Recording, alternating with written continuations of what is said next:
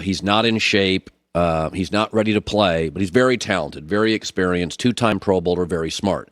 The Patriots have released him. It says they could trade him eventually without getting too wonky. He has value. Outside of the L.A. Rams, I think almost everybody in the league is looking for a corner. The Rams have Darius Williams and Jalen Ramsey, one being very expensive. They're pretty much set there. They don't have a ton of cap availability. But outside of that, a lot of people are going to kick the tires on this. Tampa, Seattle, to me, feels like a leader in the clubhouse. Almost everybody. There's so many good receivers now. We talk about this all the time. There's not many great corners. So, Miami's got one. The Cowboys now have one. There's not a lot of great corners. The Rams have one. Somebody's going to want him. But what's interesting here is he was on a slight decline. The kind of decline Aaron Rodgers was on a couple years ago when they drafted Jordan Love, the kind of decline Eli Manning was on when they drafted Daniel Jones, the kind of decline Big Ben's been on for 5 years, the Steelers did not draft a successor. So this is very much on brand. They are not waving the white flag here. They are not surrendering the season. What I like about this for New England is somebody chasing a ring, keep your eye on Seattle, older coach, Pete Carroll, 70, wants to get another Super Bowl ring. He's got a national title. He's got a Super Bowl. He wants another one, right? The legacy guarantees Hall of Fame.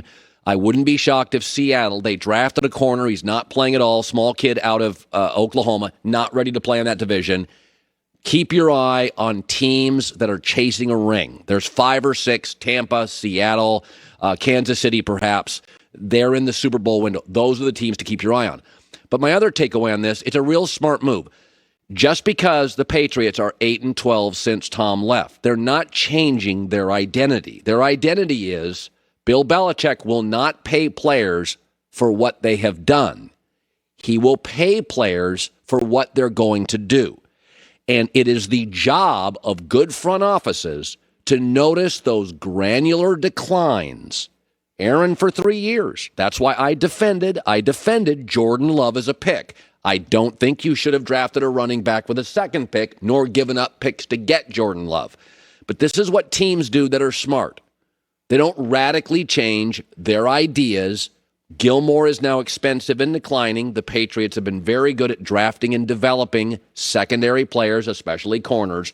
This is a smart, thoughtful move by New England. It should not be viewed as a waving the white flag, even though they can't win home games now. It's not. This is what they've been doing for years. Joy Taylor with the news.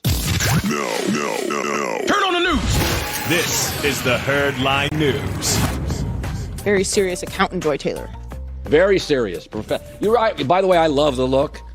And you have the ability to look different every day. I do not.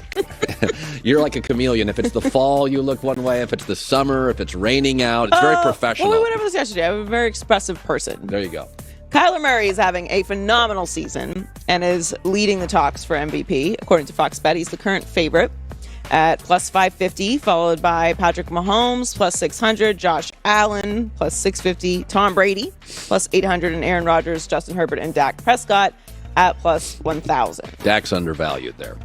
I believe so. Yeah. I believe so Dak's as well. the best. To me, Dak's the best bet. I had Josh Allen going into the season. Yeah, and he has a chance. He's going to light up Kansas City this weekend, despite what Nick Wright thinks. Oh, I think Buffalo's going to wipe him out. Light up? I think Buffalo is the best team in the league right now by a couple Kansas touchdowns. City? Oh, I think it's irrelevant. Justin Herbert beat him there.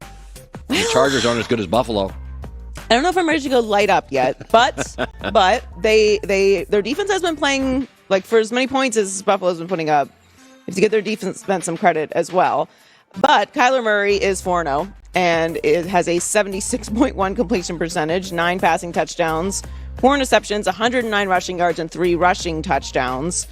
And that is quite improved from last year, his completion percentage at least. And Mahomes obviously has the second best odds. He has 1,218 passing yards, 14 passing touchdowns, 92 rushing yards, and 1 rushing touchdown. But Kyler Murray's team is playing better, which accounts a lot for what happens with the MVP race. They are playing better, but a lot of it's that. Yes, which is Kyler Murray. Cliff Kingsbury, fired in college, now leads the toughest division. A lot of it is Kyler Murray. It's amazing the coaches we now think are dummies and are geniuses. It's amazing. All the ones that are geniuses now, They'll have a quarterback who just makes plays. Well, I mean, I don't know. I think we're kind of measured with that, and I don't think that. I think that maybe Cliff Kingsbury gets a little too much heat for not being a good coach. It's not like they had a bad season last year. No, that's fair. I mean, I will say this. Kyler's gotten better every year. Yeah. Kyler doesn't get all the credit for it. And the team has gotten better every year. Yeah, that's fair. Which is all you can ask for from a coach. Now, they host the 49ers on Sunday. This is an interesting weekend for that division because you have the Seahawks and the Rams tomorrow night. By the way, that's on Fox.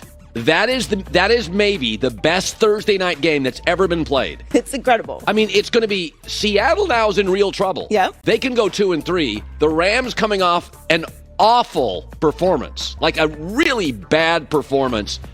That is as good a football game on a Thursday night. Yeah, it's must watch.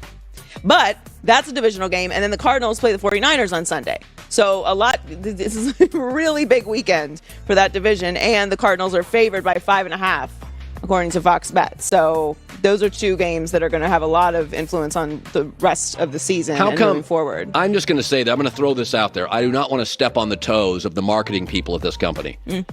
But if we are not advertising Thursday's great game as the greatest Thursday night game in the history of the league, then I think we're missing the mark. Does everybody understand how many stars are on Thursday? How big that game is? I just think it's an incredibly important game, aside from all the stars. Remember when we used to get on Thursday night, like 6 years ago, you'd get a team from Spain and the Jacksonville Jaguars in their 18th uniform, and it was like we wouldn't even talk about it the next day.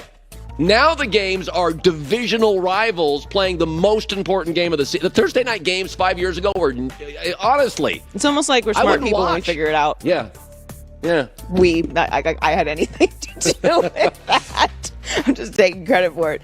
So Monday brought word that the Washington football team's head athletic trainer, Ryan Vermillion, has been placed on administrative leave due to an ongoing criminal investigation unrelated to the team. Ron Rivera's first 2 years with the organization have seen its share of off-the-field issues, and Rivera was asked what he would say to people that say there's a black cloud over the team. Well, that's what we're trying to correct. That's what we're trying to fix. But for whatever reason, we just keep getting drawn back into things. So, guys, at the end of the day, we're going to let this play out, and we'll trust in the system, and we'll go from there. Now, look, this is completely unrelated to Ron Rivera and to football, which is why he said, we'll let the system figure it out. But there are certain teams in certain leagues that just seem to always have something going on. Yeah. And I think Ron Rivera was a great hire for this reason, because Ron is a guy that is very well respected. Yeah. And you saw it last year that he came in, and we were saying, like, he's really changed the energy up with that organization. For an organization that has an owner that has had habitual issues in many spaces, he really has changed the branding of it. But obviously that also was reflected on the field. Right. This year, they seem to have taken a step back, specifically with the defensive side of the ball. They are ranked 29th in total defense, 30th in scoring defense, and 29th in pass defense. Last season, second in total defense, fourth in scoring defense, and second in pass defense. So there's something going on with that defense. Right. I mean, that is a dramatic change. It can't be more dramatic than They're not real good at corner. I watched the Washington-Atlanta game, and my takeaway is, Joy, is it's not right. That you cannot give up. That game shouldn't be competitive. No. It's weird.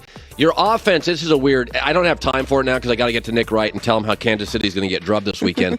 But great defenses, unless you have like a Seattle or Baltimore where you have like 9 Hall of Fame like guys, it's weird in the NFL. Defenses can go from really good to... Like Tampa this year. You're like, what's wrong with the defense?